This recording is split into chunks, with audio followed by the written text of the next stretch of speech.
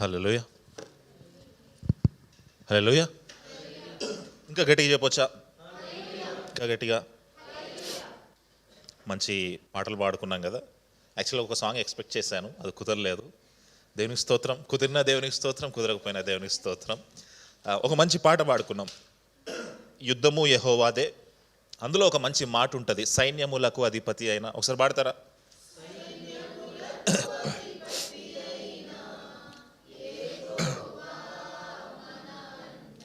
చూడండి, మనము యుద్ధము చేయాలంటే మనకేం కావాలి? మనం యుద్ధానికి వెళ్ళాలి. మన కంట్రీ పక్క కంట్రీ తోటి యుద్ధానికి వెళ్ళాలనుకో ఏం కావాలి? మనకి మిలిటరీ కావాలి. ఓకే, ఇక్కడ భక్తుడు ఏమని రాస్తా ఉన్నాడంటే, సైన్యములకు అధిపతి ఎవరు? Who is the leader of that army? ఇప్పుడు ఆలోచించండి, మీకు యుద్ధం ఉంది, ఆ యుద్ధాన్ని జయించాలంటే మీకు సైన్యము కావాలి. కానీ ఒకవేళ సైన్యములకు అధిపతి అయిన యెహోవా మీ దగ్గర ఉంటే అసలు మీకు సైన్యమే అవసరం లేదు. ఆమేన్. ఆయన ఒక్కళ్ళుంటే చాలు. చెప్పండి, ఆయన ఒక్కళ్ళుంటే చాలు. గట్టిగా చెప్పండి, ఆయన ఒక్కళ్ళుంటే చాలు. అది ఎలాంటి యుద్ధమైనా కావచ్చు. It could be a physical war, it could be a personal war, it could be a emotional war. ఏ యుద్ధమైనా కావచ్చు. ఇప్పుడు మీరు మీ పరిస్థితుల్లో మీరు ఎదుర్కొంటున్న ఎమోషనల్ యుద్ధం అయ్యి ఉండొచ్చు, లేదా మీ ఆరోగ్య సమస్య అయి ఉండొచ్చు, లేదా మీ రిలేషన్షిప్ సమస్య అయి ఉండొచ్చు, లేదా మీ మెంటల్ సమస్య అయి ఉండొచ్చు. చాలామంది డిప్రెషన్తో ఫైట్ చేస్తూ ఉంటారు. ఇప్పుడు ఆలోచించండి, మీరు డిప్రెషన్తో ఫైట్ చేయాలి, యుద్ధం చేయాలి అంటే మిలిటరీని ఎక్కడి నుంచి తెచ్చుకోవాలి? అది ఫైట్ చేయడానికి మిలిటరీ ఉంటుందా? అలాంటి సమయంలో సైన్యములకు అధిపతి అయిన యెహోవా చెంతకు మీరు చేరితే ఆయన మన యుద్ధాన్ని గెలిపిస్తాడు. ఆమేన్. చూడండి, ఒక చక్కటి కీర్తన, భక్తుడు రాసిన కీర్తన, కీర్తనల గ్రంథం 84వ అధ్యాయము. చక్కటి కీర్తన, భక్తుడు రాసిన కీర్తన, కీర్తనల గ్రంథం 84వ అధ్యాయము. చదువుతారా? అందరు తీసి చదువుతారా?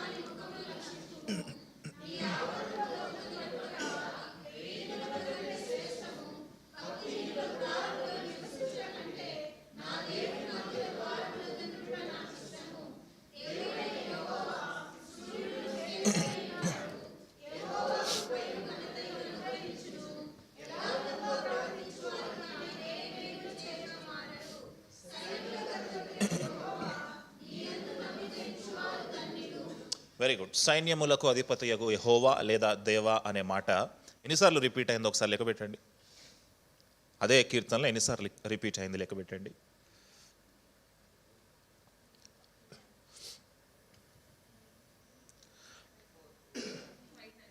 Four times, 5 times, 4 times. Okay, 12 వచనాల్లో 4 సార్లు రిపీట్ అయిందంటే, భక్తుడు రాస్తా ఉన్న కీర్తనలో 12 వచనాలు ఉంటే 12 వచనాల్లో 4 సార్లు రిపీట్ అయిందంటే భక్తుడు ఏదో యుద్ధంలో ఉన్నాడు. 12 వచనాల్లో 4 సార్లు మీ ప్రార్థనలో, ప్రభువా నాకు ఉద్యోగం కావాలి, నాకు ఉద్యోగం కావాలి అని 10 సార్లు అంటున్నావు అంటే నీకు ఉద్యోగం కావాలనే కదా. You are in a need. ఇక్కడ భక్తుడు దేవుణ్ణి సైన్యములకు అధిపతియగు యెహోవా అని ఎక్కువ సార్లు రిపీట్ చేస్తున్నాడు అంటే maybe he's in some fight, ఏదో యుద్ధములో ఉన్నాడు. అది ఇజ్రాయేలు దేశానికి చెందిన యుద్ధము కావచ్చు, లేదా అతని వ్యక్తిగత పరిస్థితుల్లో వచ్చిన యుద్ధము కావచ్చు. నేను ఇందాక మనం మాట్లాడుకున్నాం, మన వ్యక్తిగత జీవితాల్లో అనేక యుద్ధాలు ఉంటాయి. రిలేషన్షిప్కి సంబంధించిన యుద్ధము, జాబ్కి సంబంధించిన యుద్ధము, బంధువులతో యుద్ధము, ఒక్కోసారి తల్లిదండ్రులతో యుద్ధము, ఒక్కోసారి తల్లిదండ్రులకి పిల్లలతో యుద్ధము, రకరకాల యుద్ధాలు ఉంటాయి. అయితే ఎప్పుడు యుద్ధం వచ్చినా కూడా మనం ఏం చేస్తామంటే దూరంగా, దేవునికి దూరంగా పారిపోయే ప్రయత్నం చేస్తాం. కానీ ఇక్కడ భక్తుడికి యుద్ధం వచ్చినప్పుడు ఏం చేస్తా ఉన్నాడంటే నిజంగా ఆ యుద్ధాన్ని గెలిపించగలిగిన వ్యక్తి ఎవరో, నిజంగా ఆ యుద్ధాన్ని గెలిపించగలిగిన ఆ అతీతమైన శక్తి ఏదో అక్కడికే పరిగెడతా ఉన్నాడు. అందుకే ఆయన 4 సార్లు సైన్యములకు అధిపతి అయిన యెహోవా అని మాట్లాడుతూ ఉన్నాడు. అయితే ఎవరి భక్తుడు? అసలు ఏమై ఉండొచ్చు యుద్ధం? ఏదో అయి ఉండొచ్చు, ఏదో వ్యక్తిగతమైన యుద్ధమై ఉండొచ్చు, లేదా దేశానికి సంబంధించిన యుద్ధమై ఉండొచ్చు. అసలు ఎవరి భక్తుడు? ఎవరు రాస్తా ఉన్నారు కీర్తన? పైన టైటిల్ చూడండి ఒక్కసారి, దానిపైన టైటిల్ కనిపిస్తుంది మీకు. ఎవరు రాస్తా ఉన్నారు కీర్తన? ప్రధాన గాయకునికి గిత్తి తను రాగము మీద పాడదగినది. ఎవరి కీర్తన?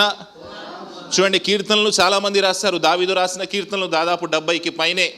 కోరాహు కుమారులు రాసిన కీర్తనలు దాదాపు 11 నుంచి 12 వరకు. మోషే చేసిన ప్రార్థన ఒక కీర్తన, అది 90వ కీర్తన అంటాం. అలాగే సొలొమోను రాసిన కీర్తన, అలాగే ఆసాపు రాసిన కీర్తన, ఇంకా 2 భక్తులు కూడా రాసిన కీర్తనలు టోటల్గా మన దగ్గర ఉన్నాయి. అయితే ఈ 84వ కీర్తన మాత్రం రాసింది కోరహు కుమారులు. అనండి, మళ్ళీ అనండి. అయితే చార్ల్స్ స్పర్జన్ అనే భక్తుడు ఈ కీర్తనలన్నీ చదివినప్పుడు ఆయన ఏమంటాడంటే, కీర్తనలన్నిటిలో ఒక ముత్యం ఏదైనా ఉంది అంటే, మనం వెతికితే దొరికే ముత్యం ఏదైనా ఉంది అంటే అది 84వ కీర్తన అని చార్ల్స్ స్పర్జన్ అనే భక్తుడు అంటాడు. అయితే ఎందుకు ఆయనకు అంత బాగా నచ్చింది, ఎందుకు కోరహు కుమారులు రాశారు అనే విషయాన్ని మనం తెలుసుకుందాం ముందు. దానికంటే ముందు అసలు కోరహు కుమారులు ఎవరు? మనకి కీర్తన అర్థం కావాలి అంటే సందర్భం అర్థం కావాలి. సందర్భం అర్థం కావాలంటే రాసిన వ్యక్తి ఎవరో అర్థం కావాలి. ఎవరు కోరహు కుమారులు? కోరహు కుమారులకి పేరు ఉంటుంది కదా, వాళ్ళకి ఏదో పేర్లు ఉంటాయి కదా. ఇప్పుడు నేను శ్రావణి అని పిలిచాను, లేదా వాళ్ళ డాడీ పేరుతోటి పిలిచాను అనుకోండి, ఐడెంటిటీ ఏంటి? శ్రావణికి ఏ ఐడెంటిటీ లేదు, వాళ్ళ నాన్నే ఐడెంటిటీ. ఇక్కడ కోరహు కుమారులకి పేరున్నప్పటికీ వాళ్ళ నాన్నగారి పేరుతో పిలువబడతా ఉన్నారు వాళ్ళు. కోరహు కుమారులకు పేర్లు ఉన్నాయి కానీ వాళ్ళ నాన్నగారి పేరుతో పిలువబడతా ఉన్నారు. అసలు ఈ కోరహు ఎవరు? కోరహు కుమారులు ఎవరు? ఎందుకు కీర్తన రాశారు? కోరహు కుమారులు 3 అయితే 3 కలిసి రాశారా, 2 రాశారా, లేదా ఒక వ్యక్తి రాశాడా? మనకు తెలియదు. We don't know. కానీ అసలు ఈ కోరహు కుమారులు ఎవరో చూద్దాం ఒకసారి. మొదటి దినవృత్తాంతముల గ్రంథము 9వ అధ్యాయము 17వ వచనము. దినవృత్తాంతములు మొదటి దినవృత్తాంతముల గ్రంథము 9వ అధ్యాయము 17వ వచనం చదువుదాం. 17వ వచనం చదువుదాం. చదవండి. ద్వారపాలకులు ఎవరనగా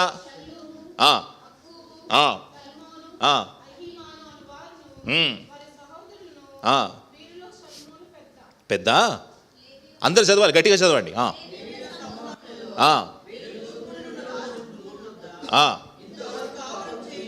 చేయుచున్నారు.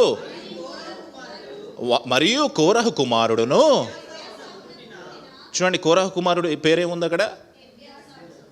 కోరహు కుమారుడైన ఎబ్యాసారుకు పుట్టిన కోరే కుమారుడైన షల్లోమును,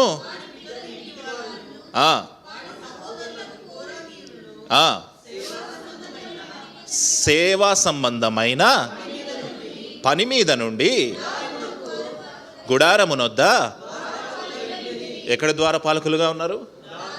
దే ఆర్ గేట్ కీపర్స్. కోరహు సంతానములో ఎవరైతే వచ్చారో అక్కడ కొన్ని పేర్లు ఉన్నాయి, పలకడానికి కష్టంగా ఉండొచ్చు. వాళ్ళకు పేర్లు ఉన్నాయా అంటే ఉన్నాయి.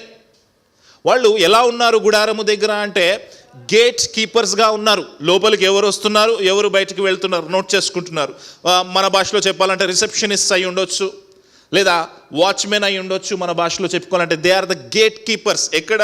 గుడారము దగ్గర. తర్వాత సొలొమోను వచ్చిన తర్వాత కోరహు సంతతి వారు మందిరానికి ద్వారపాలకులుగా ఉన్నారు.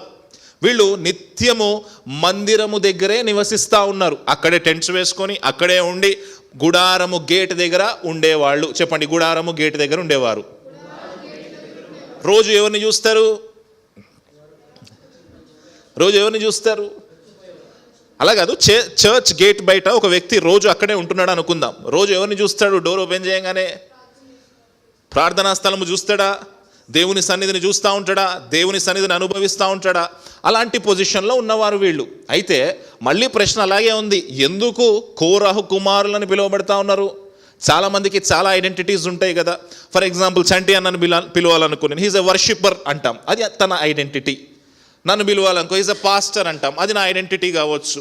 చాలామందికి చాలా ఐడెంటిటీస్ ఉన్నాయి. యూట్యూబర్ అంటాం, ఇన్ఫ్లుయెన్సర్ అంటాం, రకరకాల పేర్లు. ఇంకా పాపము ఎంత భ్రష్టత్వంలోకి వచ్చిందంటే చాలామంది ఐఎమ్ ఏ గే అని చెప్పుకుంటున్నారు వాళ్ళ ఐడెంటిటీ. చాలామంది ఏం చెప్పుకున్నారు? ఐఎమ్ ఏ బైసెక్షువల్ అంటున్నారు, ఐఎమ్ ఏ పాన్సెక్షువల్ అంటున్నారు, I'm a lesbian, I'm a homosexual అంటున్నారు. అది వాళ్ళ ఐడెంటిటీ. ఇక్కడ కోరహు కుమారుల యొక్క ఐడెంటిటీ ఏంటి అంటే వాళ్ళ నాన్న చాలా మంచోడై ఉంటాడు కదా. తండ్రి పేరుతో పిలుస్తున్నారు, son of so and so అని పిలుస్తున్నారంటే నాన్న చాలా గొప్పవాడై ఉండాలి, చాలా గొప్పవాడై ఉండాలి. చూద్దాం ఎవరి నాన్న. చూద్దాం సంఖ్యాకాండము 16వ అధ్యాయము 1వ వచనం నుంచి ఎవరు ఈ కోరహు? సంఖ్యాకాండము 16వ అధ్యాయం 1వ వచనం నుంచి ఎవరు ఈ నాన్న? ఇంత స్పెషల్ పర్సన్ ఎవరై ఉంటారు ఈ కోరహు? మనవడును. కోరహు ఎవరు? ఏ సంతతిలో వచ్చాడు? ఫస్ట్ లైన్లో ఏమనుంది? లేవి. అంటే ఏ గోత్రంలోంచి వచ్చాడు? లేవి గోత్రంలోంచి కోరహు వచ్చారు. సార్ గారు ఏ గోత్రంలోంచి వచ్చారు? Very good. తర్వాత వచనం చదవండి.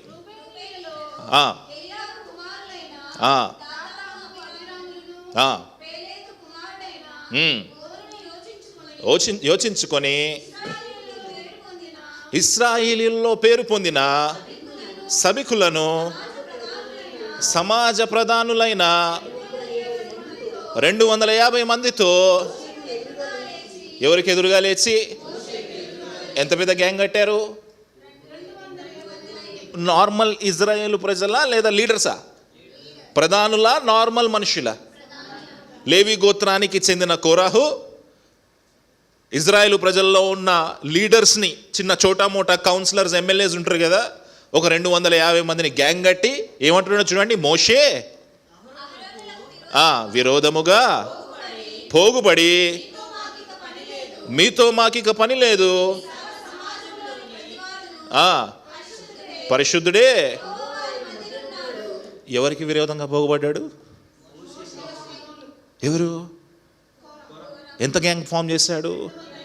ఏమంటున్నాడు తెలుసా? మోషే అని దేవుడు నియమించిన నాయకుడిని ఏమంటాడు తెలుసా? నీతో పనులే, you are nothing to us. నువ్వు అనుకుంటున్నావేమో నువ్వు ఒక్కడివే పరిశుద్ధుడివి, నువ్వు అనుకుంటున్నావేమో నీకొక్కడే దేవుడు బయలుపరచబడతాడు. నో, మేమందరము పరిశుద్ధులమే. ఈ సర్వ సమాజములో ప్రతివాడును పరిశుద్ధుడే. ఎవరు అంటున్నారు ఈ మాట? కోరహు గారు రెబెలియన్ స్టార్ట్ చేశాడు. 250 మందితో దేవుడు ఏర్పాటు చేసిన మోషేకి వ్యతిరేకంగా, అహరోనుకు వ్యతిరేకంగా ఏమంటాడు తెలుసా? Who are you? నువ్వేందయా చెప్పేది వాక్యం? నేను నీకంటే బాగా చెప్తా వాక్యం. నువ్వేందయా వర్షిప్ చేసేది? నీకంటే నేను బాగా వర్షిప్ చేస్తా. మాకు కూడా వచ్చు, నువ్వే చెప్పాలా? నువ్వే పరిశుద్ధుడువా? ఇక్కడ మేమంతా పరిశుద్ధులమే, ఈ 250 మంది కూడా పరిశుద్ధులమే. రెబెలియన్ స్టార్ట్ చేశాడు కోరహు. చూడండి, కోరహు ఐడెంటిటీ ఇస్ ద రెబెలియన్. ఎవరికి వ్యతిరేకంగా? మోషేకి వ్యతిరేకంగా. ఆ తర్వాత మోషే పరిగెత్తుకుంటూ దేవుడి దగ్గర పరిగెడతాడు. పరిగెత్తి దేవుడి దగ్గర విచారం చేస్తూ ఉన్నప్పుడు దేవుడు ఒక టెస్ట్ పెట్టమంటాడు. టెస్ట్ పెట్టిన తర్వాత ఏం జరిగిందో చూద్దాం. చివరి వచనాల్లోకి వద్దాం. చూడండి చివరి వచనాలు 31వ వచనంలోకి రండి. 31వ వచనంలోకి రండి. అతడు ఆ మాటలను చెప్పి చాలించగానే వారి క్రింది నేల అంటే ఏమొచ్చింది? భూకంపం వచ్చింది, నేల చీలిపోయింది. చీలిపోయిన తర్వాత ఏం జరిగింది చూద్దాం. భూమి తన నోరు తెరచి కోరహు సంబంధులందరినీ వారి సమస్త సంపాద్యమును భూమి తెరచబడింది. కోరహు సంబంధులందరూ చచ్చిపోయారు. కోరహు కుటుంబం అంతా చచ్చిపోయింది. కోరహుతో పాటు గ్యాంగులు ఫామ్ చేసిన 250 మంది కుటుంబాలు కూడా దాదాపు చచ్చిపోయాయి. ఇప్పుడు కోరహు కుటుంబం అంతా చచ్చిపోయింది కదా. మరి కోరహు కుమారులు ఎక్కడి నుంచి వచ్చారు? 84వ అధ్యాయంలో కీర్తన ఎక్కడి నుంచి రాస్తున్నారు? అరే వాక్యం తప్పైపోయింది కదా. వాక్యం ఏం చెప్తుంది? కోరాహు సంబంధులందరూ చనిపోయారా? చనిపోయారు. అసలు ఈ కోరాహు కుమారులు ఎక్కడి నుంచి వచ్చారు? సంఖ్యాకాండం 26వ అధ్యాయం 9వ వచనం. సంఖ్యాకాండం 26వ అధ్యాయం 9వ వచనం. సంఖ్యాకాండం 26వ అధ్యాయము 9వ వచనం. కోరహు తన సమూహములో పేరు పొందినవాడు యెహోవాకు విరోధముగా వాదించినప్పుడు సమాజములో వీరు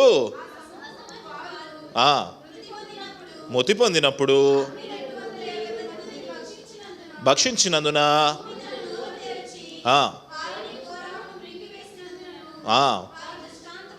దుష్టాంతములైరి.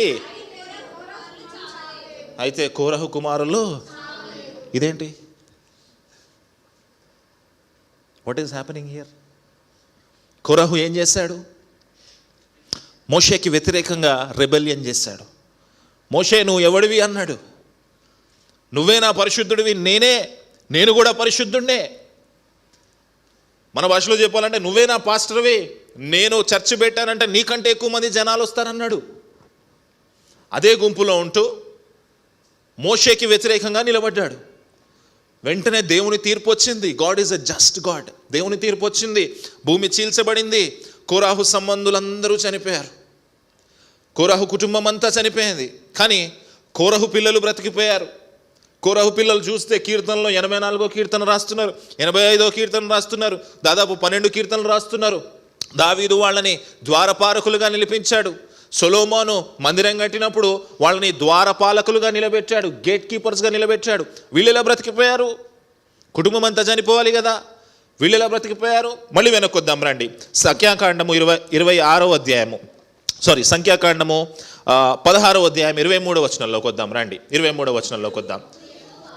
అప్పుడు యెహోవా మోషేతో ఇలాగు సెలవిచ్చెను, కోరాహు దాతాను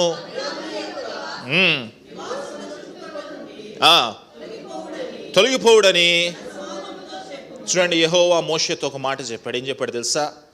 కోరాహు దుర్మార్గుడే, కోరాహుతో జతకట్టిన దాతాను దుర్మార్గుడే, కోరాహుతో జతకట్టిన అభిరాము కూడా దుర్మార్గుడే. కానీ నువ్వు ఒక పని చేయయ్యా, నువ్వు వాళ్ళ దగ్గరికి వెళ్ళు, నువ్వు వాళ్ళ కుటుంబాల దగ్గరికి వెళ్ళు, వాళ్ళతో మాట్లాడు. వాళ్ళు ఏ దుష్టత్వం చేస్తూ ఉన్నారో నాకు వ్యతిరేకంగా వాళ్ళకి ఎక్స్ప్లెయిన్ చేసే ప్రయత్నం చేయి. చాలామంది ఏమనుకుంటారంటే కోరాహుని భూమి చీల్చివేసి కోరాహు అందులో చనిపోయిన వెంటనే అరే దేవుడు ఎంత దుర్మార్గుడు అంటారు. But God is giving a chance here. దేవుడు కోరాహుకి, దాతానుకి, అభిరాములకి, వాళ్ళకి మళ్ళీ ఇంకొక అవకాశం ఇస్తూ ఉన్నాడు. తర్వాత వచనం చదవండి. అప్పుడు మోషే లేచి వెళ్ళగా ఇశ్రాయేలీయుల పెద్దలు అతని వెంట వెళ్ళిరి. అతడు ఈ దుష్టుల గుడారముల యొద్ద నుండి అక్కడ ఉన్న వాళ్ళందరికీ, ఆ క్యాంపులో, ఆ రెబెలియన్ గ్రూప్లో ఉన్న వాళ్ళకి అందరికీ చెప్తా ఉన్నాడు, మోషే వీళ్ళు దుష్టులయ్యా, దేవుడు వీళ్ళకి అవకాశాలు ఇచ్చారు, వీళ్ళు మారలే, ఇప్పుడు కూడా దేవుడు అవకాశం ఇస్తా ఉన్నారు, మారతారా?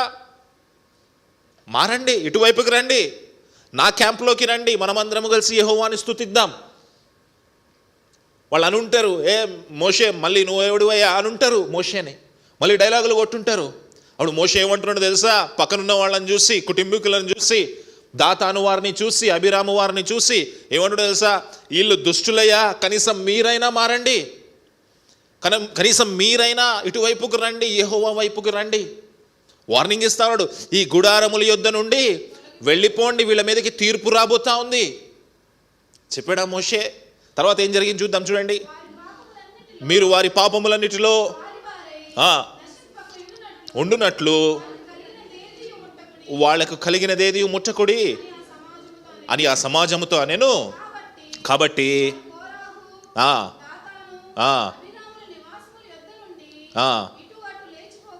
లేచిపోయారా? మోషే వార్నింగ్ ఇచ్చాడా? ఇప్పుడు ఆలోచించండి, ఇటు చూడండి అందరు, అని చూడండి. కోరాహు మోషేకి వ్యతిరేకంగా రెబెలియన్ చేశాడు. మోషే నాయకత్వాన్ని క్వశ్చన్ చేశాడు. దేవుడు ఏం చెప్పాడు తెలుసా? Let them give a chance. ఒక ఛాన్స్ ఇద్దాం వాళ్ళకి. నువ్వు వెళ్ళు, వాళ్ళకి చెప్పు, వాళ్ళకి అర్థమయ్యేలాగా చెప్పు. మోషే పరిగెత్తుకుంటూ వెళ్ళాడు. కొంతమంది ఇజ్రాయేలీని తీసుకెళ్ళాడు, అహరోని తీసుకెళ్ళాడు. అయ్యా వీళ్ళు దుష్టులయ్యా, వీళ్ళు మాట వినట్లేదు, కనీసం మీరైనా బాగుపడండి, మీరైనా పక్కకి పోండి, దేవుడు వీళ్ళ మీదకి తీర్పు దేబోతా ఉన్నాడు, ఆ తీర్పులోంచి మీరైనా తప్పించుకోండి అన్నప్పుడు కొంతమంది లేచి వెళ్తా ఉన్నారు. కొంతమంది ఆ క్యాంపు నుంచి ఈ కోరాహును విడిచిపెట్టి వెళ్తా ఉన్నారు. ఆలోచించండి, కోరాహును విడిచిపెట్టి సొంత కొడుకుల క్యాంపులోంచి బయటికి వెళ్తున్నారు. కోరాహును విడిచిపెట్టి సొంత కొడుకులు క్యాంపులోంచి అవతల గుంపుకు వెళ్తున్నారు.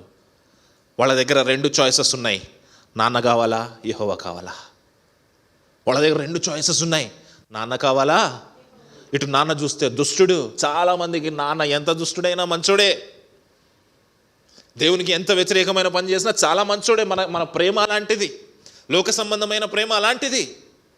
కానీ కోరహు కుమారులు చూడండి, మెల్లగా గుడారములోంచి మోషే చేందిచ్చాడు, దుష్టులు అందిట్టారు. మన తండ్రి ఎవరన్నా దుష్టుడు అందిడితే ఊరుకుంటామో మనము? ఈ దుష్టుడి దగ్గర నుంచి పక్కకు పోండి అంటే సొంత కొడుకులు కోరహు కుమారులు మెల్లగా గుడారంలోంచి అవతల క్యాంప్ వైపు వెళ్తూ ఉన్నారు. ఒకసారి సీన్ ఆలోచించండి. చివరి వచనాల్లో 31వ వచనంలో భూమి కంపిస్తూ ఉన్నప్పుడు, ఇది చూడండి అందరు, ఇది చూడండి, భూమి కంపిస్తూ ఉన్నప్పుడు కోరహు క్యాంపులో ఉన్న వాళ్ళందరూ భూమిలోకి వెళ్ళిపోతూ ఉంటే ఇటువైపు కోరహు కొడుకులు ఏం చూస్తున్నారు? సొంత తండ్రి చనిపోవడం చూస్తాను. మేబీ దే ఆర్ మ్యూజిషియన్స్ అయి ఉండొచ్చు. ఏం చేస్తున్నారు వాళ్ళు? ఇక్కడ వర్షిప్ చేస్తున్నారు.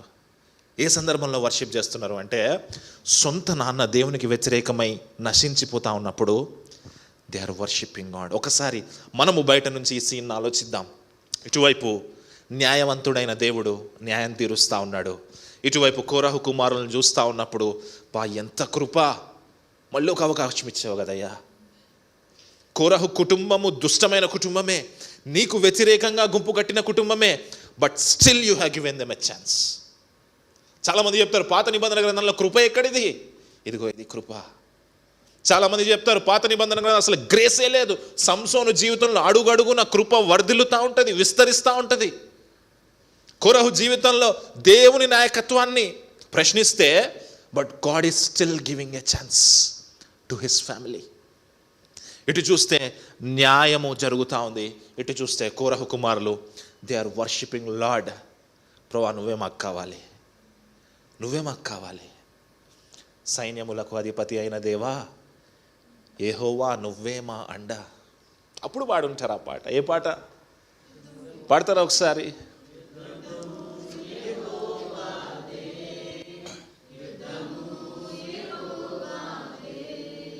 అప్పుడు కోరహు కుమారులు ఈ పాట పాడుతూ ఉన్నారు. అటు చూస్తే శత్రువు ఎవరు?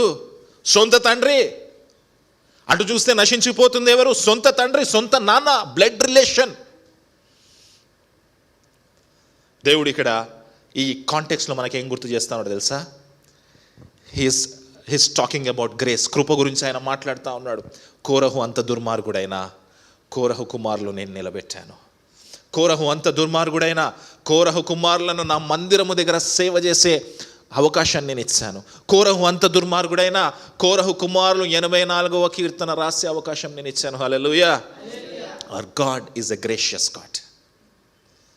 మన దేవుడు కృపను విస్తరించే దేవుడు.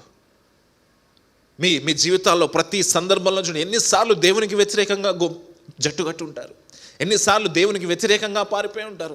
But God is giving that chance to you. ఆయన కృప విస్తరిస్తూ ఉంది. ఆయన కృప మన జీవితంలో నిరంతరం విస్తరిస్తూనే ఉంది. ఇప్పుడు ఆలోచించండి, అలాంటి కోరహు కుమారులు దేవుడు కావాలా నాన్న కావాలా అంటే దేవుడే కావాలని నిలబడిన కోరహు కుమారులు రాస్తా ఉన్న కీర్తన, వాళ్ళు రాస్తున్న కీర్తన ఏం రాస్తున్నారు చూడండి. మొదటి వచనం చదువుదామా. సైన్యములకు అధిపతి యెహోవా నీ నివాసములు ఎంత రమ్యములు. వాళ్ళు ఏమంటున్నారు తెలుసా? How lovely is your dwelling place.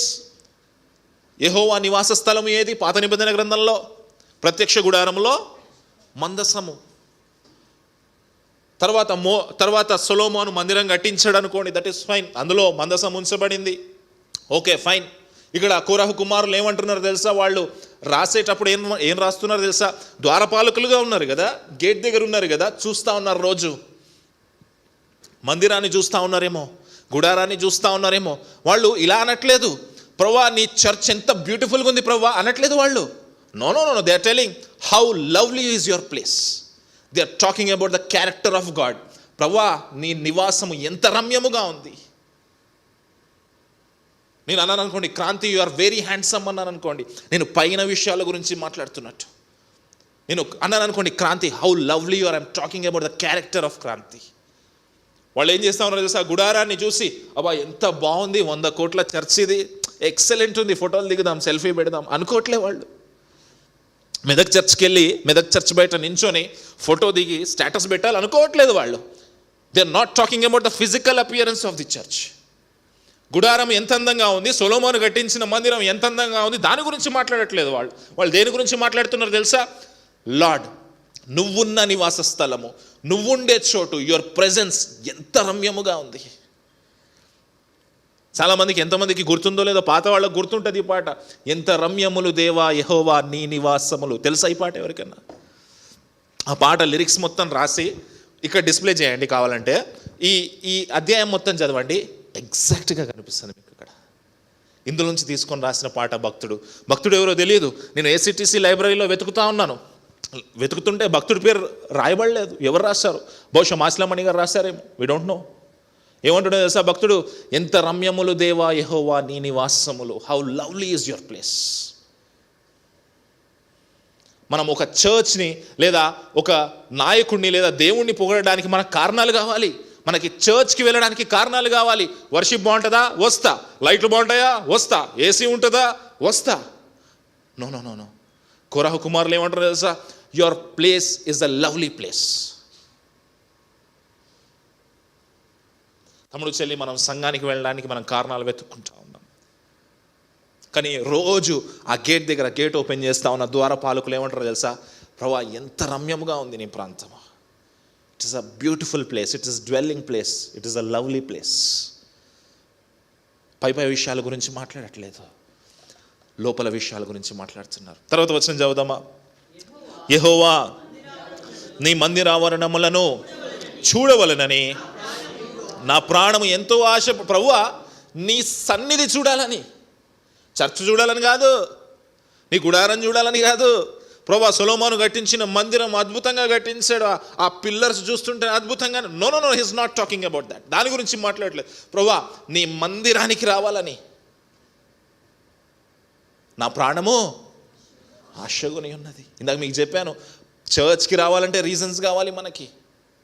We need reasons to come to church. ముఖ్యంగా యవనస్తులకైతే అనేకమైన రీజన్స్ ఉంటాయి. అక్కడికి వెళ్తే ఆశీర్వాదాలు ఉంటాయా? అక్కడికి వెళ్తే స్వస్థతలు ఉంటాయా? అక్కడికి వెళ్తే వర్షిప్ బాగుంటుందా? అక్కడికి వెళ్తే అన్నయ్య అందంగా ఉంటాడా? రీజన్స్. తమ్ముడు చెల్లి, దేవుడు మాట్లాడుతూ ఉన్నాడు, the only reason to enter into the church is God. Hallelujah. నువ్వు మందిరంలోనికి రావడానికి ఒకే ఒక్క కారణము దేవుడు మాత్రమే, not the physical appearances. Not the physical appearances. మొన్న వరంగల్ వెళ్తా ఉన్నప్పుడు దారిలో లెఫ్ట్ సైడ్లో చూస్తూ ఉన్నప్పుడు కరుణాపురం, అబ్బా ఎంత బాగుంది అనుకుంటున్నా మనసులో నేను. ఎంత బాగా కట్టారు, 100 కోట్లు అంటే ఆ మాత్రం ఉంటుంది. కానీ కోరహు కుమారులు ఏమంటున్నారు తెలుసా? తండ్రిని కళ్ళ ముందే చనిపోవడం చూసిన కోరహు కుమారులు ఏమంటున్నారు తెలుసా? ప్రభువా your place is a lovely place. నీ ప్లేస్కి రావాలని, నీ ప్రెజెన్స్కి రావాలని నా ప్రాణం ఆశగొనుచున్నది. తర్వాత మాట భలే విచిత్రంగా ఉంటుంది చూడండి. అది సొమ్మసిల్లుచున్నదంట. ఏమవుతుంది? కళ్ళు తిరిగి పడిపోతున్నాను ప్రభువా నీ దగ్గరికి రావాలని. చిన్నప్పుడు ఎగ్జిబిషన్కి వెళ్ళినప్పుడు ఒక బ్యాటరీ బస్సు ఉండేది, అది కొనియకపోతే కింద మీద పడి ఏడ్చేవాళ్ళం. ఏడ్చి కళ్ళు తిరిగి పడిపోయేవాళ్ళం. నాంపల్లి ఎగ్జిబిషన్ నుమాయిష్లో ఆ బ్యాటరీ బస్ కొనియకపోతే మా మమ్మీ డాడీ వాళ్ళని ఏడ్చి గోలబెట్టి కళ్ళు తిరిగి పడిపోయేంత ఏడ్చేవాళ్ళం. ఒక కారు కోసం, ఒక బ్యాటరీ కారు కోసం సొమ్మసిల్లేంతగా పడిపోయేచ్చామే. ఇక్కడ చూడండి భక్తుడు ఏమంటాడు తెలుసా? ప్రభువా నీ దగ్గరికి రావాలని. బహుశా ఏడుస్తున్నాడేమో, బహుశా వర్షిప్ చేస్తూ ఉన్నాడేమో, సొమ్మసిల్లిపోతూ ఉన్నాడు. He's fainting to be in the church, he's fainting to be in the presence of the Lord. మనకి ఒక చిన్న చినుకు పడితే మనం చర్చికి రామే, ఒక చిన్న చినుకు పడితే మనం చర్చికి రామే. ఆయన ఏమంటాడు తెలుసా? ఏడుస్తున్నాడు, చిన్న పిల్లల్లాగా ఏడుస్తున్నాడేమో బహుశా కోరహు కుమారుడు లేదా కుమారులు చిన్నపిల్లల్లాగా ఏడుస్తున్నారు. ప్రభు, I want to be in your church, I want to be in your church. ఎప్పుడు చివరిసారి ఏడ్చావు చర్చ్ కోసం? ఎప్పుడు చివరిసారి ఏడ్చావు? ఒక అక్కతో నేను మాట్లాడుతూ ఉన్నప్పుడు, భర్త అన్యుడు, అక్క రక్షించబడింది. ప్రతి ఆదివారము సంఘానికి వెళ్ళేటప్పుడు పొద్దున్నే 90 వేసుకొని వస్తాడంట అయ్యగారు. కరెక్ట్గా ఆమె చర్చ్కి రెడీ అవుతున్నప్పుడు 90 వేసుకొని వస్తాడు. పిచ్చి కొట్టుడు కొడతాడు ఆమెని, పిచ్చి కొట్టుడు కొడతాడు అక్కని. ఏడుస్తుందంట, నేను వెళ్ళాలి చర్చ్కి, I want to go to church. నువ్వు ఎంతైనా కొట్టు, నన్ను చంపే, నేను సొమ్మసిల్లి పడిపోతాను, కళ్ళు తిరిగి పడిపోతాను, ఈ దెబ్బలతోటే నేను సంఘానికి వెళ్తాను. హల్లెలూయా. తర్వాత అక్క ప్రార్థన ద్వారా భర్తను మార్చింది. హల్లెలూయా. ఇప్పుడు ఇద్దరు చక్కగా స్కూటర్ మీద వెళ్తూ ఉంటారు చర్చ్కి. ప్రభా, నీ నివాసములు చాలా రమ్యములు. ప్రభా, నీ నివాసానికి రావడానికి నా ప్రాణము సొమ్మసిలుతా ఉంది. ఎందుకు సొమ్మసిలుతుంది చూడండి, తర్వాత వచనం చూడండి. జీవం గల దేవుని దర్శించుటకు నా హృదయమును నా శరీరమును ఆనందముతో కేకలు వేయచ్చు. చూడండి, నీ చర్చ్కి నీ డ్వెల్లింగ్ ప్లేస్కి రావాలని my heart is shouting with happiness. అరుస్తూ ఉంది ఈ ప్రాణము. ఎప్పుడు అరిచారు చివరిసారి సంఘానికి రావాలని? ఎప్పుడు అరిచారు చివరిసారి సంఘానికి రావాలని? రోజు ఆ గేటు దగ్గర ఉండే అతనే కేకలేస్తున్నాడంటే, వారానికి ఒకేసారి వచ్చే మనము ఇంకెంత కేకలేయాలి? రోజు ఆ గేటు దగ్గర ఉంటున్నాడా? రోజు చర్చిని చూస్తున్నాడా? రోజు మందిరాన్ని చూస్తూ ఉన్నాడా? రోజు దేవుని ప్రజెన్స్ని అనుభవిస్తూ ఉన్నాడా? సమీపంగా అయినా సరే కేకలేస్తున్నాడంట. ఎలా కేకలేస్తున్నాడంటే, కళ్ళు తిరిగి పడిపోయేంతగా కేకలేస్తున్నాడంట. ఆనందంతో కేకలేస్తున్నాడంట. I want to go, I want to go, I want to go. ఎవరితను? కోరహు కుమారుడు. తండ్రి ఎవరు? దుష్టుడు. కళ్ళ ముందే తండ్రిని పోగొట్టుకున్న కోరహు కుమారులు. ఈ ఆదివారం ఇంట్లో ఎవరన్నా పోగొట్టుకుంటే మరుసటి ఆదివారం చర్చకు వస్తామేమో చూడండి. ఈ ఆదివారం ఇంట్లో ఎవరన్నా పోగొట్టుకుంటే మరుసటి ఆదివారం చర్చకు వస్తామేమో చూడండి. కోరహు కుమారులు కళ్ళ ముందు తండ్రిని పోగొట్టుకున్నారు. కళ్ళ ముందు తండ్రి చచ్చిపోయాడు. Maybe they had a trauma ఉందేమో వాళ్ళ లైఫ్లో, కళ్ళ ముందు ఒకరిని కోల్పోవడం. బట్ స్టిల్ ఏమంటున్నారో తెలుసా? ప్రభా, నీ నివాసములు చాలా రమ్యములు. ప్రభా, నా ప్రాణము సొమ్మసిలుతా ఉంది. ఎందుకు సొమ్మసిలుతుంది తెలుసా? నీ చర్చ్కి రావాలని నేను ఆనందంతో కేకలు వేస్తున్నాను. ఐ వాంట్ టు కమ్, నేను రావాలి. కేకలు వేసి వేసి సొమ్మసిలి పడిపోతున్నాడంట భక్తుడు. చూడండి, తర్వాత వచనం చూడండి. సైన్యములకు అధిపతియగు యెహోవా నా రాజా, నా దేవా, నీ బలిపీఠమునొద్దనే పిచ్చుకలకు నివాసము దొరికెను, పిల్లలు పెట్టుటకు వానకోవిలకు గూటి స్థలముకు దొరికెను. చూడండి, ఆ గుడారమును చూస్తూ ఉన్నప్పుడు, ఆ డ్వెల్లింగ్ ప్లేస్ని చూస్తూ ఉన్నప్పుడు, ఆ భక్తుడు బహుశా రోజు ద్వారపాలకుడుగా ఉండి చూస్తూ ఉన్నాడేమో. ఇట్లా గేట్ ఓపెన్ చేస్తున్నప్పుడు మెల్లగా ఒక పిచ్చుక దూరేసిందేమో లోపలికి. మెల్లగా మందసం దగ్గరికి వెళ్ళిందేమో, మందసం దగ్గర కూర్చుందేమో. భక్తుడు చూస్తున్నాడు, దాన్ని కవిత్వంగా రాస్తున్నాడు. ఒక వానకోయిల, ఇంగ్లీష్లో అయితే స్వాలో బర్డ్ అని ఉంది. ఈ కిటికీలు మనం ఓపెన్ చేసి ఒక 2 రోజులు ఓపెన్ చేసి పెట్టామనుకోండి, మంచి నెస్ట్ ఉంటుంది ఇక్కడ. ఇక్కడ ఒక మైసూర్లో అనుకుంటా థియోఫిలస్ చర్చ్కి వెళ్ళినప్పుడు డోర్స్ అన్నీ ఓపెన్ అయి ఉంటాయి. లోపలికి వెళ్ళి చూస్తే పైన ఒక మంచి నెస్ట్ ఉంది. ఇటువైపు చూస్తే తేనె పుట్టుంది. చక్కగా పిచ్చుకలు ఆడుకుంటా ఉన్నాయి అటు ఇటు సంఘములో, చర్చ్లో. భక్తుడు వాటిని చూస్తూ ఉన్నాడు. పోయిటిక్గా ఏమని రాస్తా ఉన్నాడు తెలుసా? ప్రభువా, నీ మందసము దగ్గర పిచ్చుకలు ఆడుకుంటా ఉన్నాయి, ఎగురుతూ ఉన్నాయి. అసలు పిచ్చుకలు అంటే ఏంటి చూడండి. మత్తయి సువార్త 10వ అధ్యాయం 29వ వచనం చూడండి. మత్తయి సువార్త 10వ అధ్యాయం 29వ వచనం. పిచ్చుకల వెల ఎంత చూడండి ఒకసారి. 10వ అధ్యాయం 29వ వచనం. 10వ అధ్యాయం 29వ వచనం. పిచ్చుకలు ఎన్ని పిచ్చుకలు? 2 పిచ్చుకలు. అంటే దాని రేట్ ఎంత?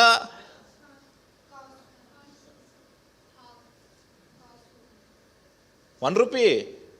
రూపీకి ఎన్ని పిచ్చుకలు వస్తున్నాయి అంటే ఒక పిచ్చుక రేట్ ఎంత? 50. ఆటనా ₹1/2. చూడండి పిచ్చుకలు ఎంతకు అమ్మబడతా ఉన్నాయి అంటే దే ఆర్ వెరీ చీప్. పిచ్చుకల సైజ్ ఎంత ఉంటుంది? చిన్నగా ఉంటుంది. భక్తుడు పోయిటిక్గా ఏం చెప్తున్నాడో తెలుసా? కవిత్వంలో ఏం చెప్తున్నాడో తెలుసా? ప్రభువా పిచ్చుక లాంటి వాడను నేను, చిన్నోడిని నేను. సంఘములో ఆయన భక్తుడు గేట్ దగ్గర కూర్చొని ఓపెన్ చేస్తూ ఉన్నప్పుడు దేవుని యొక్క డ్వెల్లింగ్ ప్లేస్లోకి, మందిరంలోకి ఎవరెవరు వస్తూ ఉన్నారంట? పిచ్చుకలు లాంటి మనుషులు, చిన్నవాళ్ళు, పేదవాళ్ళు. మన భారతదేశంలో చెప్పాలంటే కులం తక్కువ వాళ్ళు, చిన్న చిన్న వాళ్ళు. వాళ్ళ నెత్తి మీద ₹10 పెడితే రూపాయికి కూడా అమ్ముడుపోరేమో. వాళ్ళ వెల ఎంత అంటే ఇంతే. The very small people are entering in to your place. చిన్న చిన్న వాళ్ళు నీ ప్లేస్లోకి వెళ్తూ ఉన్నారయ్యా. నేను కూడా చిన్నోడే అయ్యా ప్రభా, చిన్న పిచ్చుక లాంటి ఉన్నాయా నేను. I'm moving here and there. నేను అటు ఇటు పరిగెడతా ఉన్నాను.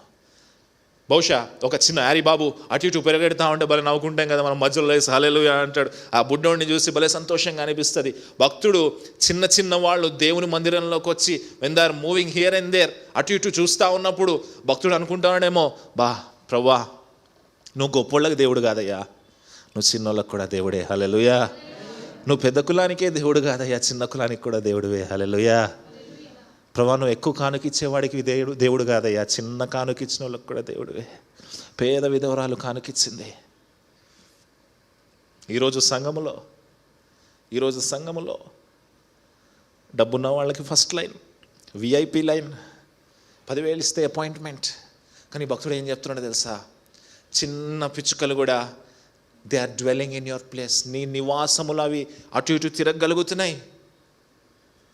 ఇంకో తర్వాత మాట చూడండి, పిల్లలు పెట్టుటకు వానకోవిలకు గూటి స్థలము దొరికాను. వానకోవిల అనే ట్రాన్స్లేషన్ తప్పుగా ఉండవచ్చు. ఇంగ్లీష్లో అయితే స్వాలో బర్డ్, తెలుగులో అయితే సీమ పక్షి అని రాయాలి. స్వాలో బర్డ్కున్న ప్రాబ్లం ఏంటి తెలుసా?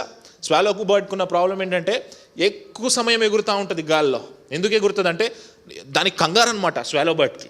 స్వాలో బర్డ్కున్న క్యారెక్టర్ ఏంటంటే ఎక్కువ సమయం గాల్లో ఎగురుతూ ఉంటుంది. నేను ఇల్లు ఎక్కడ కట్టుకోవాలి, గుడ్లు ఎక్కడ పెట్టాలి, పిల్లల్ని ఎక్కడ పెంచాలి, నా భర్తను నేను పార్ట్నర్ని ఎక్కడ వెతుక్కోవాలి, ఒకవేళ మేల్ అయితే నేను ఫీమేల్ని ఎక్కడ వెతుక్కోవాలి, మేమిద్దరం ఎక్కడ అది రెస్ట్లెస్గా ఉంటుంది. ఎప్పుడు అసలు సమాధానం ఉండదు తన జీవితంలో. స్వాలో బర్డ్కి అటు ఇటు పరిగెడుతూ ఉంటుంది. ఇక్కడైతే నా నెస్ట్ బాగుంటుంది, అక్కడైతే నా నెస్ట్ బాగుంటుంది, ఇక్కడైతే నా పిల్లల్ని బాగా పెంచగలను, ఇక్కడైతే తిరుగుతూనే ఉంటుంది. సమాధానము లేకుండా ఉంటుంది స్వాలో బర్డ్. తమ్ముడు చెల్లి, ఎంతమంది సమాధానం లేకుండా సంఘానికి వచ్చారు ఈరోజు? ఎంతమంది సమాధానం లేకుండా సంఘానికి వచ్చారు ఈరోజు? ఆ వాన కోవిల వలె, ఆ సీమ పక్షి వలె. భక్తుడు ఏం చెప్తున్నాడో తెలుసా? సమస్త భారము మోసి ప్రయాసపడి సమస్త భారము మోయిచున్నా ఎక్కడికి రండి. ఎక్కడికి వెళ్ళాలి? ఏం మోస్తున్నాం మనము? ఏం భారాలు? ఒక్కొక్కరిని టచ్ చేస్తే సముద్రాలు బయటకు వస్తాయి. ఒక వాన కోయిల సీమ పక్షి ఎన్ని గంటలు ఎగురుతూ ఉంది అంటే, లోకములో ఎన్ని గంటలు ఎగురుతూ ఉంది అంటే, నా అవసరాలు కావాలి. ఫస్ట్ ఏమో పార్ట్నర్ కావాలి. పార్ట్నర్తో నేను కలిసి ఉండాలి. తర్వాత గుడ్లు పెట్టాలి. ఆ గుడ్లు ఎక్కడ పెట్టాలి? ఒక మంచి నివాస ఎప్పుడు లోకములో ఎగురుతూనే ఉంది. అలాంటి లోకములో ఎగురుతున్న వాన కోయిలు ఏం చేస్తుందంట? దేవుని మందిరంలోకి రాగానే అక్కడ మందసము దగ్గర బహుశా నెక్స్ట్ పెడతా ఉందేమో. దానికి సమాధానం ఎక్కడ దొరికింది? దేవుని ప్రెజెన్స్లో దొరికింది. దేవుని నివాస స్థలంలో దొరికింది. దేవుని నివాస స్థలానికి ఎవరెవరు వస్తారో తెలుసా? చిన్న పిచ్చుకలు లాంటి వాళ్ళు, సమాధానము లేకుండా ప్రయాసపడి భారం మోస్తూ ఉన్నవాళ్ళు పరిగెత్తుకుంటా సంఘంలోకి వస్తారు. వాళ్ళకి అక్కడ నివాస స్థలం దొరుకుతుంది. ఒకసారి గూగుల్లో ఒంగోలులో ఉన్న ఒక చర్చ్ రివ్యూస్ సరదాగా నేను చర్చెస్ పేర్లు కొట్టి గూగుల్లో రివ్యూస్ చూస్తా. ఒక పెద్ద చర్చ్ ఉంది, పేరు ప్రస్తుతం. కానీ రివ్యూలో ఒక అతను ఏం రాశాడు తెలుసా? This place is only for rich not for poor అన్నాడు. ఇది డబ్బున్న వాళ్లకు మాత్రమే సంఘము, పేదవాళ్ళకి ఇక్కడ చోటు లేదు అన్నాడు. ఎంత భ్రష్టమైన సాక్ష్యము! బహుశా ఆ సంఘము వాళ్ళు చూసారో లేదో నాకైతే తెలియదు, కానీ ఎంత భ్రష్టమైన సాక్ష్యము! సంఘములో చిన్నవాళ్ళకి చోటు లేదు, సంఘములో పేదవాళ్ళకి చోటు లేదు. ఎంత బాధతో రాసుంటాడో రివ్యూ అది, ఒకవేళ నిజమైతే. కానీ భక్తుడు ఏం చెప్తున్నాడు తెలుసా? చిన్నవాళ్ళు, పిచ్చుక లాంటి వాళ్ళకు కూడా సంఘములో చోటు ఉంది. నీ నివాస స్థలము దగ్గర హ్యాపీగా they can enjoy worship, they can enjoy your presence. అలాగే ఏమంటాడో తెలుసా? సమాధానము లేకుండా అసమాధానముతో తిరుగుతూ ఉన్న వాళ్ళందరూ నీ సన్నిధిలోనికి వచ్చినప్పుడు, నీ దగ్గరికి వచ్చినప్పుడు వాళ్ళు చక్కగా సమాధానం పొందుకుంటారయ్యా. నీ సంఘములో గూడు కట్టుకుంటుంది వానకోయల. ఎంత అద్భుతంగా ఉంది చూడండి, ఎంత అద్భుతంగా ఉంది చూడండి. తమ్ముడు చెల్లి, ఎన్నిసార్లు అసమాధానంగా సంఘానికి వచ్చి ఉంటావు, దేవుడు సమాధానం ఇచ్చాడా? ఎన్నిసార్లు హాస్టల్లో ఏడ్చి ఏడ్చి వెక్కి వెక్కి ఏడ్చుంటావు, సంఘానికి వచ్చినప్పుడు దేవుడు సమాధానం ఇచ్చాడా? నేను చిన్నోడ్నే, నన్ను ఎవరు పట్టించుకోరే, నేను పేదవాడినే, నేను పలానానే అని నీ ఐడెంటిటీ క్రియేట్ చేసుకొని ఉంటావు. సంఘంలోకి వచ్చిన తర్వాత దేవుడు నీకు సహవాసం ఇచ్చాడా లేదా? తమ్ముడు చెల్లి, భక్తుడు మాట్లాడుతూ ఉన్న మాట, చిన్న పిచ్చుకలకు కూడా స్థలం ఉంది. అసమాధానముగా తిరుగుతూ ఉన్న వాన కోయిలకు కూడా స్థలం ఉంది. ఎవరు రాస్తున్నారు ఈ మాటలు? ఎవరు వీళ్ళు? గట్టిగా చెప్పాలి. బహుశా కొరహు కుమారులు అయి ఉండొచ్చు, మనం ఆ సంతతి వారై ఉండొచ్చు. ఎవరిని పోగొట్టుకున్నారు కళ్ళ ముందు? దేని కొరకు పోగొట్టుకున్నారు? ఆయన ఐడెంటిటీ ఏంటి? దుష్టుడు, పండిత పుత్ర, పరమ సుంట అంటాం కదా. మంచి పండితుడికి సుంటలు పుడతారు, మంచి సుంటలు లాంటి తల్లిదండ్రులకి పండితులు పుడతారు. కొరహు కుమారులు అంటా ఉన్నారు. పక్షులని చూపించి పోయిటిక్గా చెప్తాను. తర్వాత వచనం చదువుదాం. నీ మందిరమందు నివసించువారు ధన్యులు, వారు నిత్యము నిన్ను స్తుతించెదరు. చూడండి, నీ మందిరమందు నివసించువారు ధన్యులు, వారు నిత్యము నిన్ను స్తుతించెదరు. బహుశా ద్వారపాలకులుగా ఉన్న కోరహు కుమారులు ప్రధాన యాజకుడిని చూస్తున్నారేమో. ప్రధాన యాజకుడిని చూసి ఏమనుకుంటున్నారు తెలుసా? ఏం లక్కీ ఛాన్స్ రా, ఏం లక్కీ ఛాన్స్ కొట్టేశాడు. ఎప్పుడు ఎక్కడ ఉంటాడు? మందసం దగ్గర ఉంటాడు.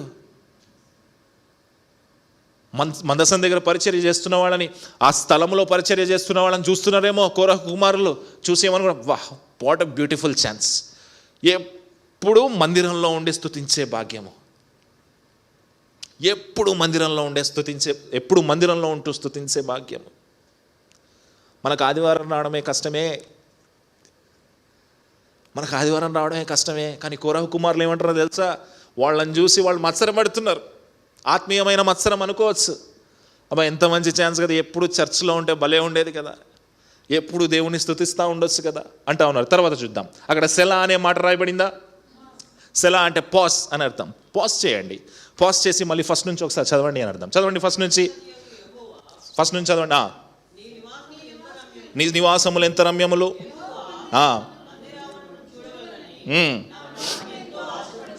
ఆశపడుచున్నది, సొమసిల్లుచున్నది, దర్శించుటకు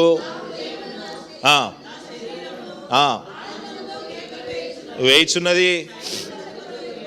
యెహోవా నా రాజా,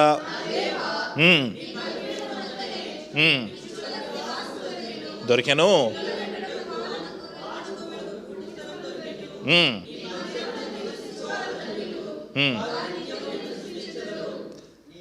ఆగండి.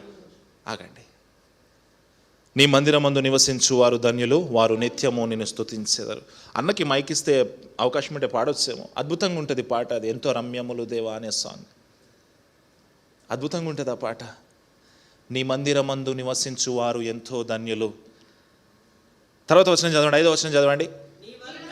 నీ వలన బలమునందు మనుషులు ధన్యులు, యాత్ర చేయు మార్గములో వారికి అతి ప్రియములు. చూడండి, నీ వలన బలమునందు మనుషులు ధన్యులు. ప్రభువా, నీ దగ్గర నుంచి ఎవరైతే బలాన్ని పొందుకుంటున్నారో వాళ్ళు ధన్యులయ్యా. పాట ఇలా ఉంటుంది, కూని చేశానని తప్పుగా ఏమనుకోవద్దు. నీ వలన బలమునందు వారెంతో ధన్యులు, ఇలా ఉంటుంది పాట. ప్రభువా, నీ దగ్గర నుంచి బలం పొందుకుంటున్నారు కదా, వాళ్ళు ధన్యులు. ఎవరంటే వాళ్ళు, 2వ లైన్లో ఏముంది? యాత్ర చేయు మార్గము వారికి అతి ప్రియములు. ఏం చేస్తున్నారంట వాళ్ళు? ఏం చేస్తున్నారు అంటే ఏమై ఉంటారు వాళ్ళు? యాత్రికులు ట్రావెలర్స్ ప్రభువా, ఎవరైతే యాత్ర చేస్తూ ఉన్నారో వాళ్ళు నీ దగ్గర నుంచి బలం పొందుకుంటున్నారు. ఎందుకు తెలుసా? యాత్ర చేసే వాళ్ళు ఏం చేస్తారు తెలుసా? అలసిపోతారు కదా కొంచెం దూరం నడిచిన తర్వాత, కానీ వాళ్ళు ఇంకా బలం పొందుకుంటున్నారు. ఎవరు వీళ్ళు? యాత్రికులు. ఎవరు వీళ్ళు? చూడండి, మనం ఈ లోకంలో ఎలా ఉన్నాం? మనం ఈ లోకంలో ఎలా వచ్చాం ఈ లోకానికి? అందుకే మనం చనిపోయినప్పుడు ఓ పాట ఉంటుంది కదా, పరవాసిని జగముననే ప్రభువా, యాత్రికుడను నేను ఈ లోకములో. చూడండి, కొరహు కుమారులు దేని గురించి పాడుతున్నారు తెలుసా? ప్రభువా, నేను ఈ లోకంలో యాత్రికుడను, నేను యాత్ర చేసే కొద్దీ నువ్వు నాకు బలాన్ని ఇస్తా ఉన్నావు. నేను ధన్యుడను, నేను ధన్యురాలిని. యాత్రికులకు బలము ఇచ్చువాడు యెహోవానే. హల్లెలూయా. మనం ఈ లోకంలో యాత్రికులుగా ఉన్నాం. మనకు బలం ఇచ్చువాడు ఎవరు? యెహోవానే. తర్వాత వచనం చదువుదాం. వారు ఎవరు? వాళ్ళు యాత్రికులు ఎవరైతే ఉన్నారో వాళ్ళు బాకా లోయలో బడి వెళ్ళొచ్చు, దానిని జలమయముగా చేయుదురు, తొలకరివాన దానిని దీవెనలతో కప్పును. ఎవరైతే యాత్రికులు ఉన్నారో, యాత్రికులు అంటే ఎవరని చెప్పాము? మనమే ట్రావెలర్స్. ఈ లోకానికి యాత్రికులుగా వచ్చాం, మళ్ళీ వెళ్ళిపోతాం. పరలోకము నా దేశము అనే పాట ఉంటుంది. నా దేశం ఏది? పరలోకము. జర్నీలో ఉన్నాం మనం, అంతే. నేను జర్నీలో ఉన్నప్పుడు దేవుడు నాకు బలాన్ని ఇస్తాడు. అదే జర్నీలో ఉన్నప్పుడు వారు బాకా లోయలో బడి వెళ్ళొచ్చు. ఎక్కడ బడి వెళ్ళొచ్చు? అసలు ఇజ్రాయెల్ దేశంలో బాకా లోయ అనేదే లేదు. ఇజ్రాయెల్ దేశంలో బాకా లోయ అనేదే లేదు. కానీ భక్తుడు ఏం చెప్తున్నాడు తెలుసా? వాళ్ళు బాకా లోయలో పడి వెళ్ళుచున్నప్పుడు ఎవరు? యాత్రికులు. ఎవరు యాత్రికులు? మనము. బాకా అనే మాటకి కన్నీరు అని అర్థము. బాకా అనే మాటకి చెప్పాలి ఏంటి అర్థము? ఇప్పుడు ఆలోచించండి, మీరు ఏ కన్నీటి లోయలో ఉన్నారు? ఏ కన్నీటి లోయలో ఉన్నారు? ఎలాంటి పరిస్థితులు గుండా వెళ్తూ ఉన్నారు? ఎలాంటి యుద్ధాల గుండా వెళ్తూ ఉన్నారు? ఆయన ఏమంటాడో తెలుసా? బాకా లోయలో ఉన్నప్పుడు, పరిస్థితులు కృంగదీస్తున్నప్పుడు, కరువు లాంటి పరిస్థితులు ఉన్నప్పుడు ప్రార్థన చేస్తా ఉన్నా, కన్నీరు వస్తూ ఉంది.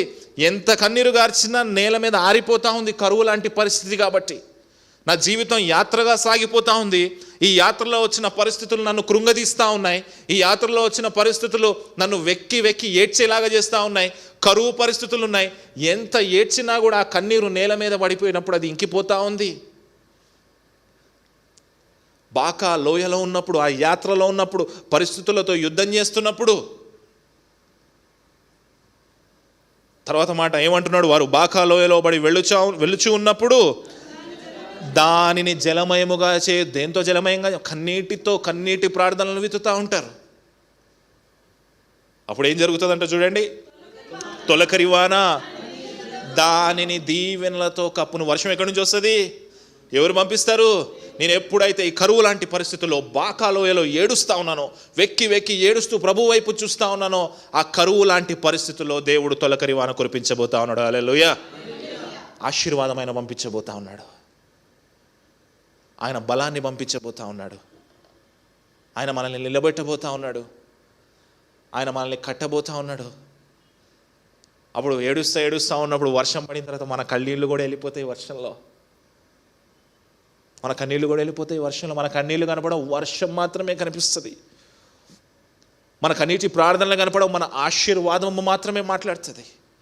అంతగా ఆయన ఆ కరువు పరిస్థితుల్లో, ఆ లేమి పరిస్థితుల్లో, అలాంటి దీనమైన పరిస్థితుల్లో మనం కన్నీరు కారుస్తూ ఉన్నప్పుడు, నేల కరువు ప్రాంతంగా ఉన్నప్పుడు ఆయన తొలకరిజ్జల్లు, ఆయన ఆశీర్వాదాన్ని ఇచ్చినప్పుడు బాకా లాంటి పరిస్థితులు కూడా మన దగ్గర నుంచి దూరం అయిపోతాయి. హల్లెలూయా. బాకా లాంటి పరిస్థితులు కూడా దూరం అయిపోతాయంట. మన కన్నీరుని ఆయన వర్షంగా మార్చబోతా ఉన్నాడు. ఎంత గొప్ప వర్షం అంటే గొప్ప వర్షంగా మార్చిపోతా ఉన్నాడు. గొప్ప వర్షంగా మార్చిపోతా ఉన్నాడు. తర్వాత వచనం చదువుతాం. వారు నానాటికి బలాభివృద్ధి నొంచుచ్చు, ప్రయాణము చేదురు. వాళ్ళు ఏం చేస్తారంట? నానాటికి బలం పెరుగుతుందా తరుగుతుందా? మార్నింగ్ ఆఫీస్కి వెళ్ళేటప్పుడు అద్భుతంగా బలంగా వెళ్తాం, రిటర్న్ వచ్చేటప్పుడు బలహీనంగా వస్తాం కదా. చూడండి, యాత్రికులు ఎవరైతే ఈ భూమి మీద యాత్రికులుగా మనం ఉన్నామో, మనం వెళ్ళే కొద్దీ బలం పెరుగుతుందంట. ఎవరిస్తున్నారు ఈ బలము? దేవుడు ఇస్తూ ఉన్నాడు. బలము నుంచి బలహీనత కాదు, బలహీనతలోంచి బలము, ఇంకా బలము, ఇంకా బలం. ఆలోచించండి, మీకు చిన్నప్పుడున్న భయాలు ఇప్పుడు లేవు, చిన్నప్పుడున్న భయాలు ఇప్పుడు లేవు. ఈరోజున్న భయం నెక్స్ట్ డే ఉండదు, ఈ సంవత్సరం ఉన్న భయం నెక్స్ట్ డే ఉండదు. ఎందుకు తెలుసా?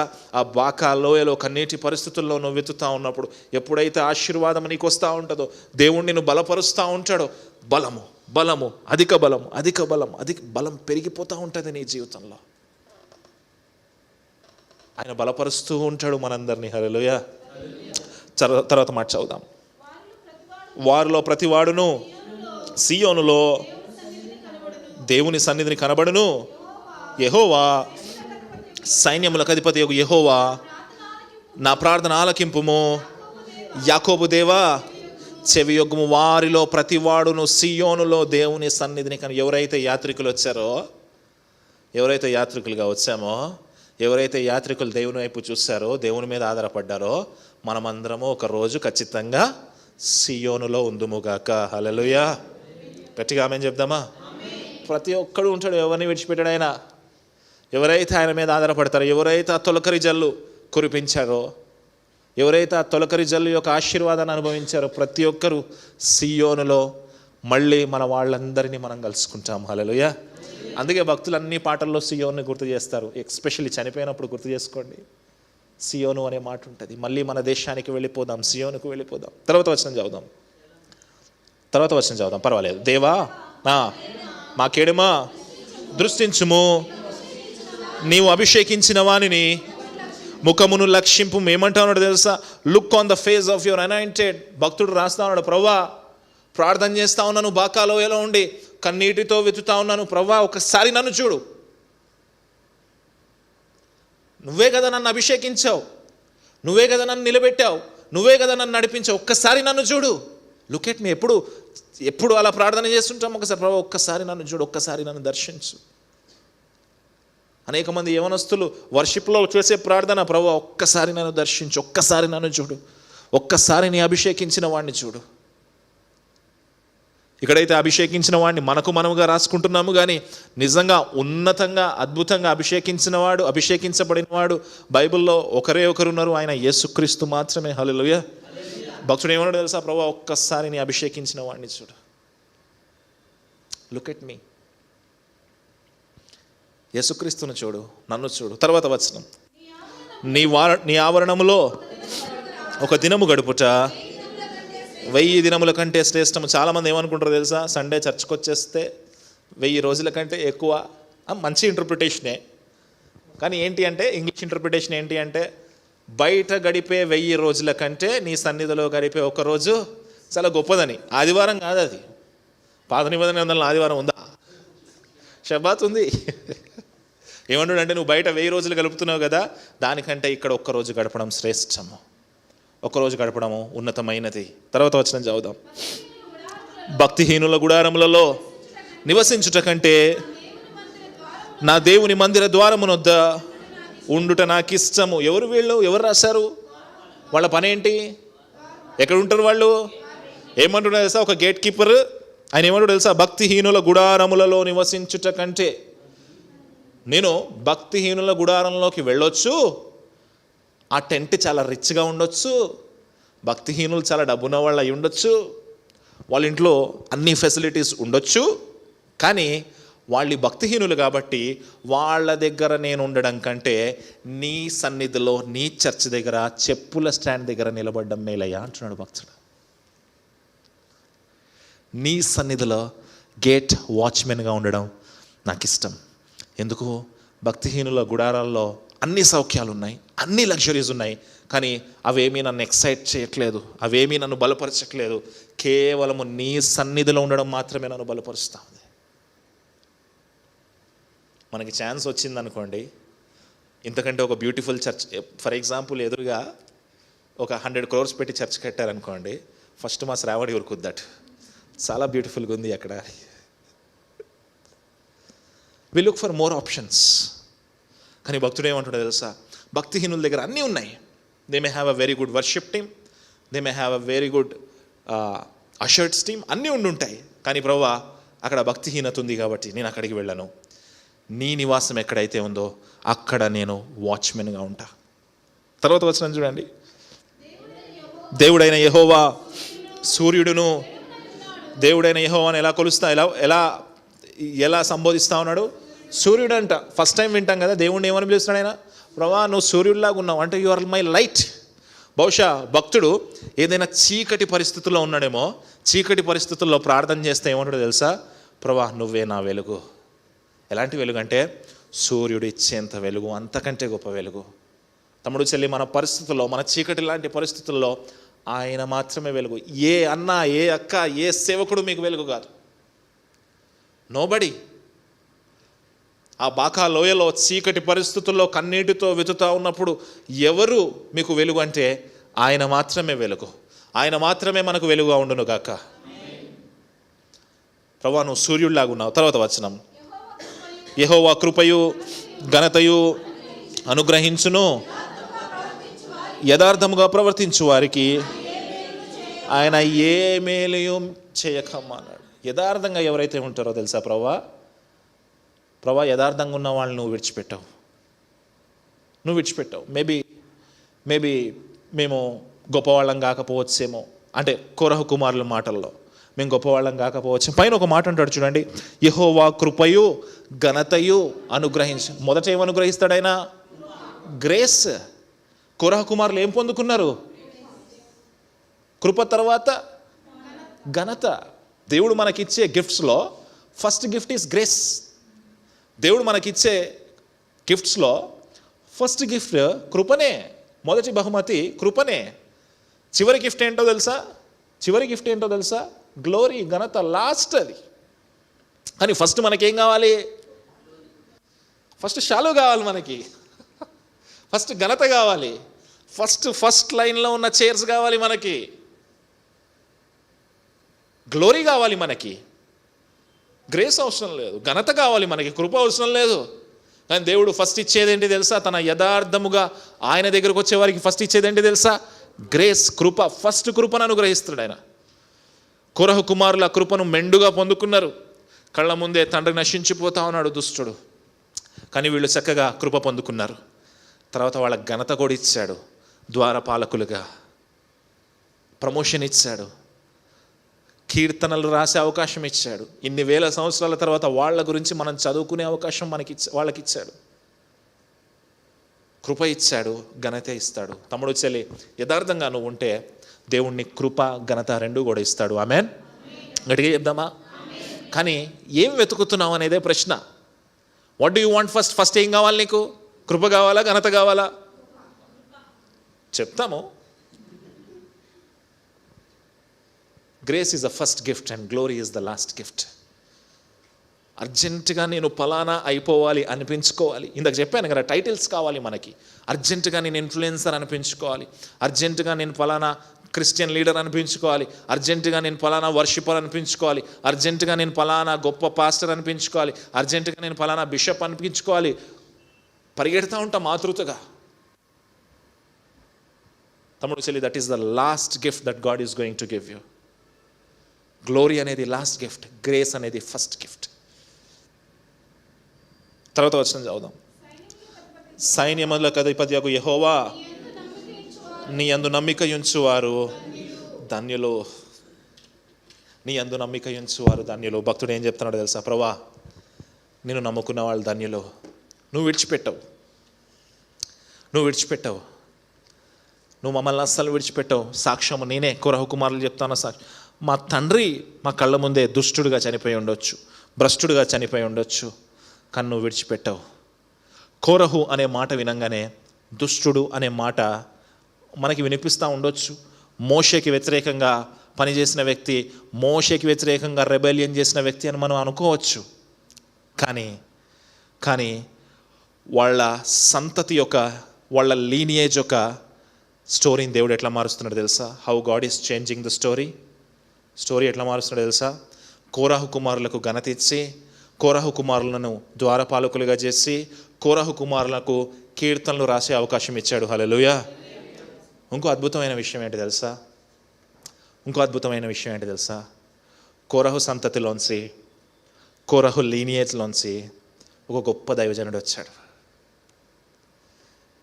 కోరహు లీనియేజ్లోంచి ఒక గొప్ప దైవజనుడు వచ్చాడు. ఎవరో తెలుసా? సమూయేలు. ఎవరో తెలుసా? సమూయేలు. ఫాదర్స్ ఎవరు? దుష్టులు, దుర్మార్గులు. పిల్లలు ఎవరు? ద్వారపాలకులు. మనవాళ్ళు ఎవరు? దేవుని మందిరంలో కీర్తనలు రాసిన వాళ్ళు. ఆ సంతతిలో వచ్చిన వాళ్ళు ఎవరు? సమూయేలు. బహుశా మన పూర్వీకులు నశించిపోయి ఉండొచ్చు, బహుశా మన తల్లిదండ్రులకు అంత గొప్ప జ్ఞానం లేకపోయి ఉండొచ్చు. కానీ తమ్ముడు, చెల్లి, దేవుడు మనకు అవకాశం ఇస్తూ ఉన్నాడు. కోరహు కుమారులాగా మనల్ని నిలబెట్టుకోవాలనుకుంటా ఉన్నాడు. ఆమేన్. సమూయేలులాగా మనల్ని నిలబెట్టుకోవాలనుకుంటా ఉన్నాడు. మన సంతతిలోంచి సమూయేలులు లేచుదురుగాక. అట్టి కృపా ధన్యత ఆయన మనకిచ్చునుగాక. దేవుడి వాక్యాన్ని దీవించునుగాక.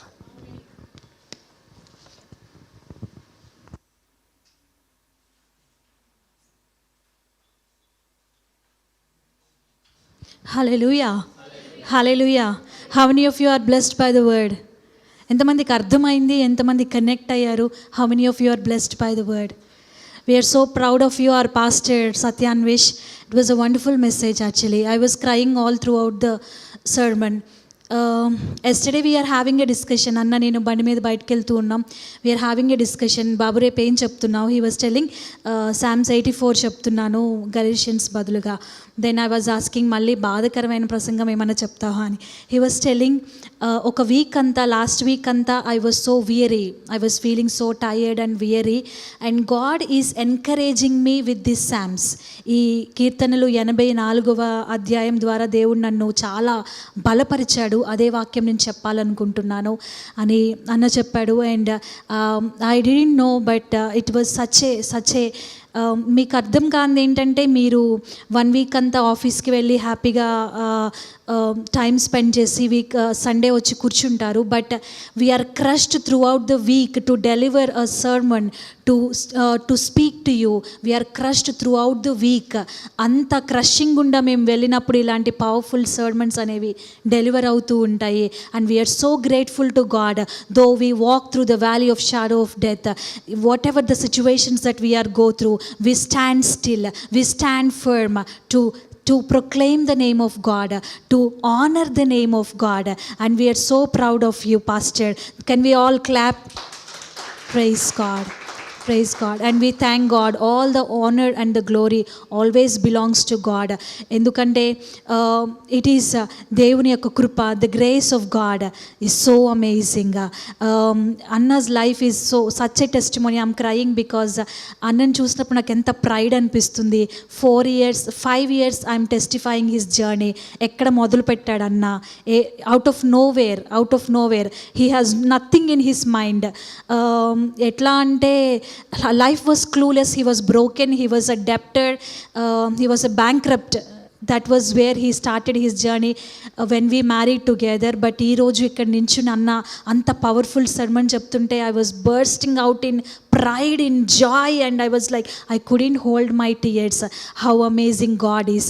Where we started our journey, where he is taking us, and we know he'll take even further. All glory and honor belongs to Lord. Thank you, Lord.